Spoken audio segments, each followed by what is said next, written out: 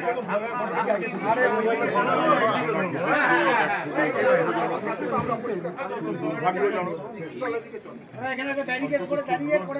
মারা গেছেন,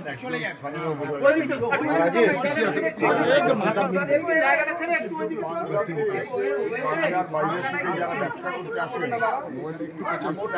মানুষ একসাথে অগ্নিদগ্ধ হয়ে মারা গেলে এটা আমাদের গোটা রাজ্যের যে তার সুস্থ হয়েছে, কিন্তু যেভাবে এই দুর্ঘটনা অঘটন এটা কেলেঙ্কারি কাণ্ড, আমরা ওদের পাশে দাঁড়াতে পারি তার জন্য এসেছি।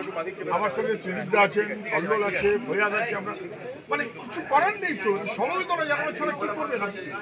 সহানুভূতি, সমবেদনা, শোক, কোনো ভাষা আছে? পরপর পরপর ঘটনা ঘটছে কলকাতায়, এটা কি যতুগৃহ হয়ে যাচ্ছে? যতুগৃহ হয়ে যাচ্ছে একটার পর একটা ঘটনা। এবং তারপর সেই ঘটনাগুলো কেন ঘটলো, তার কোনো বিধি ব্যবস্থা কি হলো কেউ জানে না। বস্তি পুড়ে যাচ্ছে, ছাই হয়ে গেল, কি হলো কেউ জানে না। এটা ভয়ঙ্কর ব্যাপার হচ্ছে, কোনো সন্দেহ নেই। যারা মারা গেছেন তার একটা বড় অংশ বাংলার বাইরে।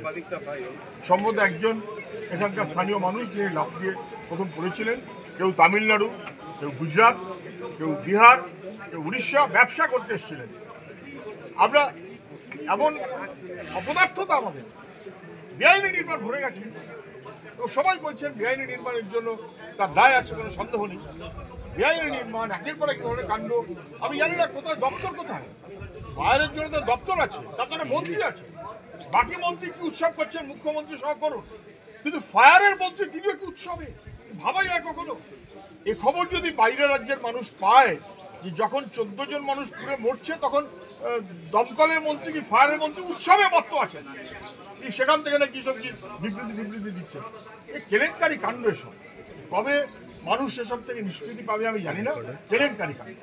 অডিট হওয়ার কথা, ফায়ার অডিট করবে, কলকাতা পুরসভা অডিট করবে, এই অডিটগুলো হয় না নাকি? সেই কারণে বেআইনি নির্মাণ যদি রাজ্যের প্রায়োরিটি হয় সরকারের, তখন অডিট অর্থহীন হয়ে যায়।